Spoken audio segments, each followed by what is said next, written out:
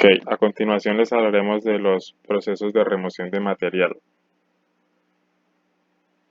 Los procesos de remoción de material son una familia de operaciones de formado en las que el material sobrante es removido de una pieza de trabajo inicial de tal manera que lo que queda es la forma final que se desea conseguir. El primero es el maquinado convencional, en el que una herramienta aguda de corte se utiliza para cortar mecánicamente el material y así alcanzar la forma deseada. Los tres procesos principales de maquinado son el torneado, el taladrado y el fresado. Las otras operaciones de maquinado incluyen el perfilado, el cepillado, el escariado y el aserrado. El siguiente es el proceso abrasivo, que de forma mecánica remueve el material mediante la acción de partículas abrasivas duras. Este grupo de procesos dentro del cual se encuentra el molido. Los demás procesos abrasivos son afilado, fundido y superacabado. Y por último, se encuentran los procesos no tradicionales que utilizan otras formas de energía aparte de la herramienta de corte agudo o de partículas abrasivas para remover el material. Las formas de energía incluyen mecánica, electromecánica, térmica y química. En los procesos de remoción de material, entre los principales encontramos el maquinado, que es un proceso de manufactura en el cual se usa una herramienta de corte para remover el exceso de material de una pieza de trabajo de tal manera que el material remanente sea la forma de la pieza deseada. Como se observa en la imagen, podemos ver la herramienta de corte que se mueve a través del material, dejando salir la viruta, que es el material sobrante, y pues dependiendo del ángulo de incidencia de la herramienta de corte con respecto a la horizontal de la pieza, es el proceso que se desea hacer. Y aquí pues las partes del maquinado en los procesos de remoción de material.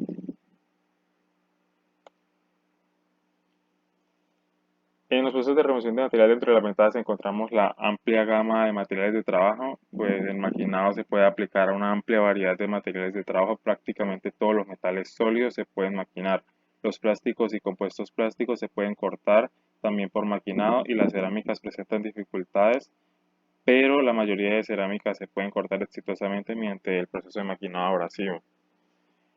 Otra ventaja es la variedad de formas y características geométricas, pues el maquinado se puede usar para generar cualquier forma geométrica regular, como superficies planas, agujeros redondos y cilindros. La precisión dimensional en el maquinado es una ventaja, ya que puede producir dimensiones con tolerancias muy estrechas, de menos de más o menos 0.025 milímetros, y es más preciso que muchos procesos. Y por último, una ventaja son los acabados superficiales de calidad, pues en el maquinado es capaz de crear acabados superficiales muy tersos que pueden llegar a ser mejores que 0.4 micras, y algunos procesos abrasivos pueden lograr mejores acabados aún. Dentro de las desventajas encontramos el desperdicio de material, pues en el maquinado es inherente un desperdicio de material. La viruta que se genera en la operación de maquinado de material es un gran desperdicio, aunque en general la viruta puede reciclarse, también cuenta como el desperdicio de material. Y el consumo del tiempo, pues una operación de maquinado en general toma más tiempo que formar una pieza determinada que los procesos de formado alternos como el fundido o el forjado. Los tipos de maquinado. Primero encontramos el torneado, que es un proceso de maquinado en el cual una herramienta de una sola punta remueve el material de la superficie de una pieza de trabajo cilíndrica en rotación. La herramienta avanza linealmente y en dirección paralela al eje de rotación, como se ilustra en la figura. El torneo se lleva a cabo tradicionalmente en una máquina herramienta llamada torno, la cual suministra una potencia para tornear la pieza a una velocidad de rotación determinada con avance de la herramienta y profundidad de cortes especificados. Entre las condiciones de corte en el torneado encontramos la velocidad de rotación en el torneado, que se relaciona con la velocidad de corte requerida en la superficie cilíndrica de la pieza de trabajo por la ecuación n es igual a b sobre pi de o, donde n es la velocidad de rotación, b es la velocidad de corte, pi la constante y do, que es el diámetro interior. Eh, Después encontramos pues la fórmula para el diámetro, que es de acuerdo al diámetro interior de la pieza. La fórmula del tiempo, que depende más que todo de la longitud de la pieza y de la velocidad del avance. Ya pues las siguientes fórmulas se pueden sacar como un despeje de las fórmulas anteriores, como la del tiempo, y la velocidad de remoción de material si es dependiente de la velocidad de corte, la velocidad del avance y la distancia de la pieza. Dentro de las operaciones relacionadas al torneado, encontramos el cariado, que es donde la herramienta se alimenta radialmente sobre el extremo del trabajo rotatorio para crear una superficie plana. El torneado ausado o cónico, decimos que en lugar que la herramienta avance paralelamente al eje de rotación de trabajo, lo hace en cierto ángulo creando una forma cónica. El torneado con contornos, en lugar de que la herramienta avance a lo largo de una línea recta paralela al eje de rotación como en el torneado, sigue un contorno diferente a una línea recta, creando así una forma contorneada en la pieza torneada. En el torneado en formas, en esta operación llama algunas veces formado, la herramienta tiene una forma que se imparte al trabajo y se hunde radialmente dentro del trabajo. Después está el achanflado, que el borde cortante de la herramienta se usa para cortar un ángulo en la esquina del cilindro y forma lo que se llama chaflán. El tronzado, donde la herramienta avanza radialmente dentro del trabajo en rotación en algún punto a lo largo de su longitud para trozar el extremo de la pieza. A esta operación se llama algunas veces partición. Luego encontramos el roscado, donde una herramienta puntiaguda avanza linealmente a través de la superficie externa de la pieza de trabajo en rotación y en dirección paralela al eje de rotación a una velocidad de avance suficiente para crear cuerdas roscadas en el cilindro.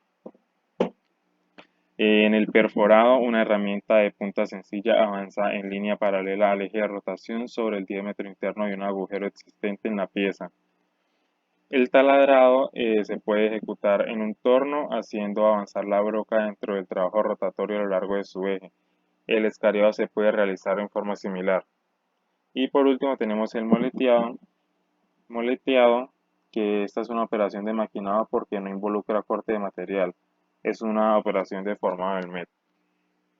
En continuación unos videos que nos muestran más que todo el torno El cilindrado consiste en el mecanizado exterior de un en, cilindro recto. Se en los origina procesos de gracias al torneado movimiento de y los procesos rotación de la pieza relacionados al sobre su torneado. eje, mientras la herramienta se desplaza axialmente al eje de giro gracias al carro principal o longitudinal del torno. Este movimiento podrá realizarse de forma automática, estableciendo un avance determinado o manualmente. Lógicamente, la mejor opción, siempre que sea posible, será el movimiento automático. Romperá la viruta. Para la operación de acabado en piezas con tolerancias estrictas, se deberá tener en cuenta la influencia directa de la combinación del radio de la punta y la velocidad de avance.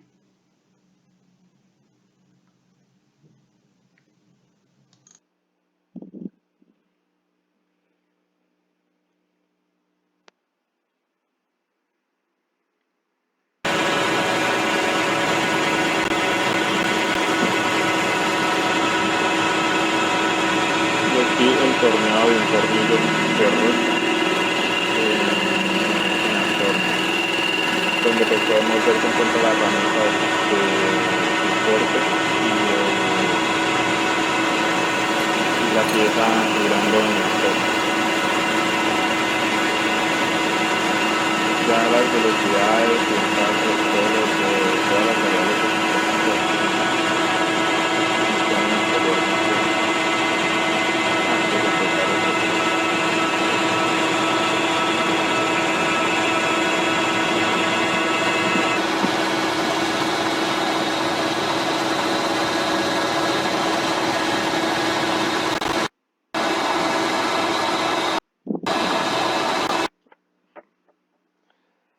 Ya, ahora la siguiente operación es el taladrado. Es una operación de maquinado que se usa para crear agujeros redondos en una pieza de trabajo.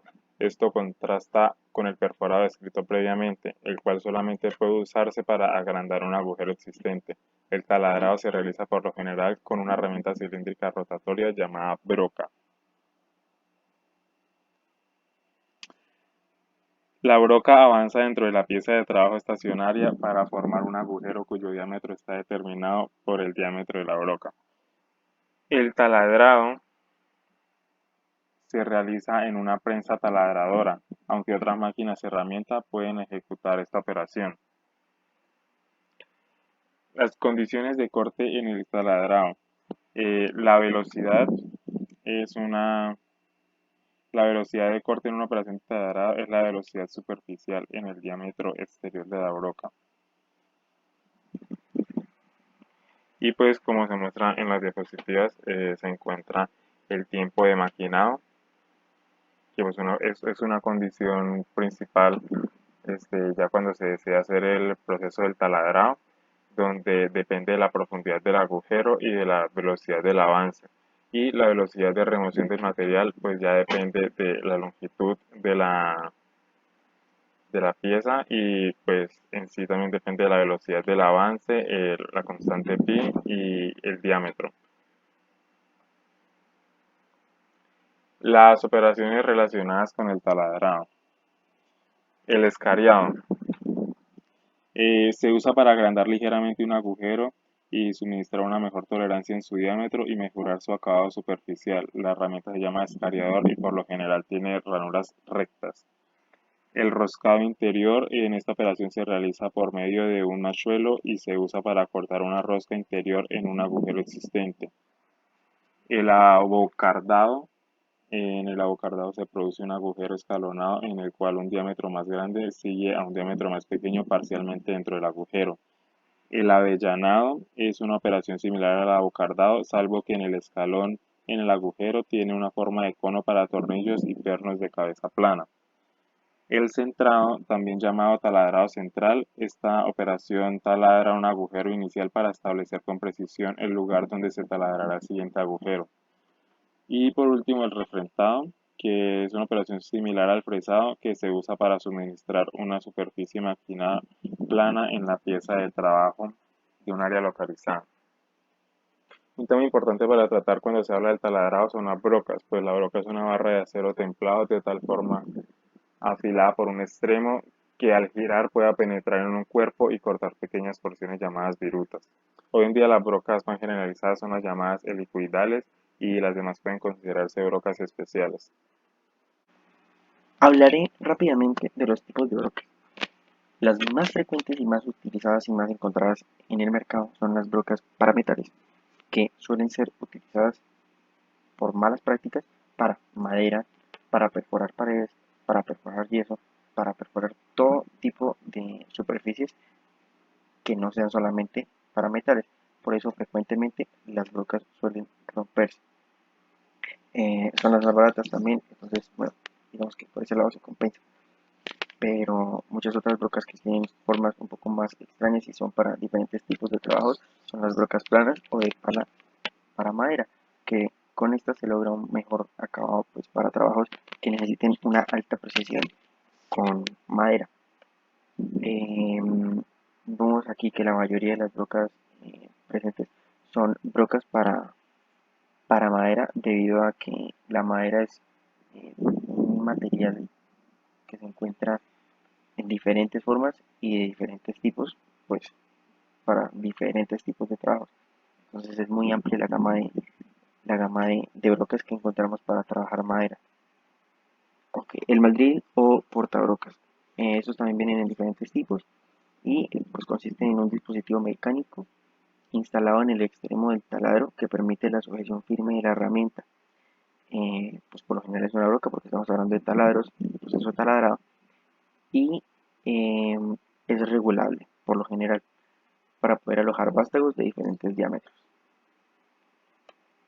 Bien, los tipos de portabrocas son los portabrocas del tradicional, el de toda la vida, el portabrocas de sujeción, el portabrocas automático. No difieren mucho entre sus funcionalidades, excepto que unos tienen diferentes tipos de sujeción que pues pueden ayudar a las personas que no, digamos, no conocen muy bien el concepto o no tienen el conocimiento previo necesario para poder ajustar ellos mismos una broca. Bueno, los tipos de taladros comenzamos desde el más básico, que sería la barrena, que es un tipo de taladro normal, manual, perdón, hasta el más industrial, que sería pues el taladro de columna. Y los taladros que se encuentran intermedios son un poco más de uso doméstico, que pueden, eh, que son un poco más versátiles para trabajos varios. Bien, las medidas de seguridad al taladrar son las básicas: proteger la vista con gafas adecuadas para evitar que la viruta eh, llegue a los ojos del trabajador, no forzar en exceso la máquina y mantenerla siempre perfectamente sujeta durante el taladrado debido a que el recalentamiento que ésta pueda sentir, apagar la máquina siempre que no se esté utilizando y conviene utilizar las medidas de seguridad comunes para usar aparatos eléctricos para evitar cualquier tipo de cortocircuito pues, electrocutar a la persona que esté manejando el taladro o esté muy cerca de él. Bien, estos videos explicativos son del proceso de taladrado. Cual ya conseguimos la velocidad. Este avellanado para quitar las rebabas solamente son 2 a 3 décimas de milímetro, suficiente, con lo cual ya hemos quitado la rebaba. De esta forma,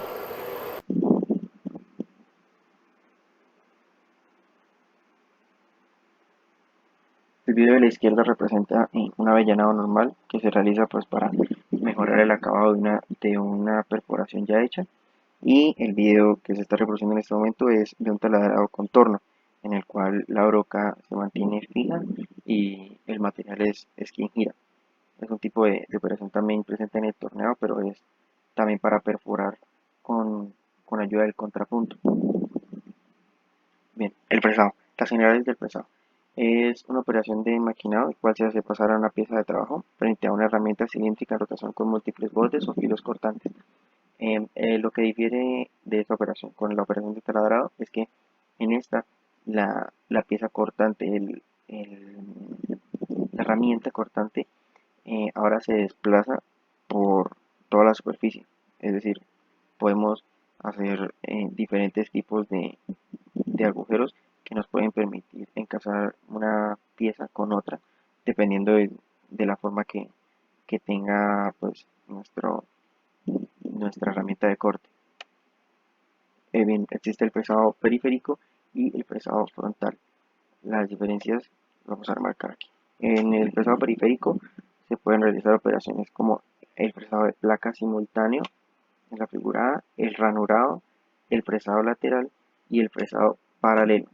Eh, Cabe destacar, bueno, la posición de la herramienta de corte con respecto al trabajo que pues viene siendo la pieza.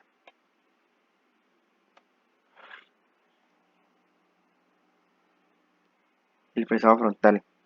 Eh, Aquí vemos, pues no, la diferencia es clara con respecto a la ubicación del, de la herramienta de corte con respecto al material. Está el fresado frontal convencional, en el cual es como algún tipo podríamos compararlo con la operación de refrentado en el torno. El fresado frontal parcial, que bueno, esta es una operación exclusiva del fresado que nos permite eliminar solamente una parte de la superficie del trabajo. El fresado terminal, el fresado de perfiles, el fresado de cavidades y el fresado de contorno superficial, que nos permite hacer formas un poco más complejas. El fresado es muy común, cabe remarcar, en las CNC, porque debido a que por lo general estas piezas que se realizan eh, con CNC pues requieren eh, un acabado pues mucho mejor y mucho más controlado de superficies que son muy irregulares. Bueno, las condiciones de corte no difieren mucho de las condiciones de corte de los dos procesos anteriormente mencionados. A su izquierda pues verán las ecuaciones que nos permiten. De aquí solamente, digamos, cabe remarcar el F sub R, que vendría siendo la velocidad del avance en milímetros sobre minuto, y de la profundidad de corte también en milímetros, porque milímetros, bueno, debido a las dimensiones que por lo general suelen tener las piezas, eh, con las que se trabajan. Bueno, aquí serían bueno, las partes de cómo se ubica la herramienta, cómo se ubica el material y dónde se localizan las diferentes medidas. Bueno, en este video veremos cómo una CNC utiliza el proceso de fresado para maquinar una pieza.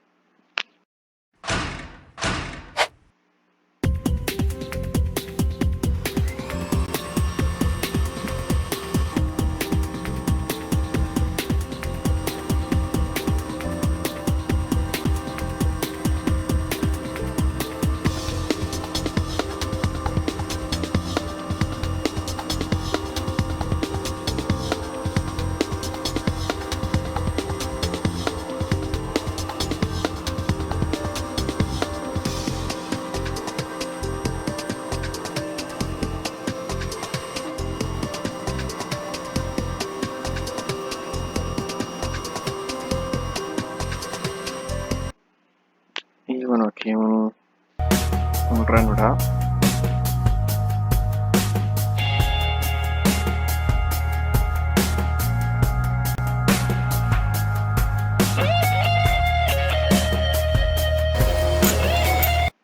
Ok, y esta es la bibliografía. Nos basamos más que todo en el libro de Gruber de Procesos de Manufactura Moderna, tercera edición. Gracias.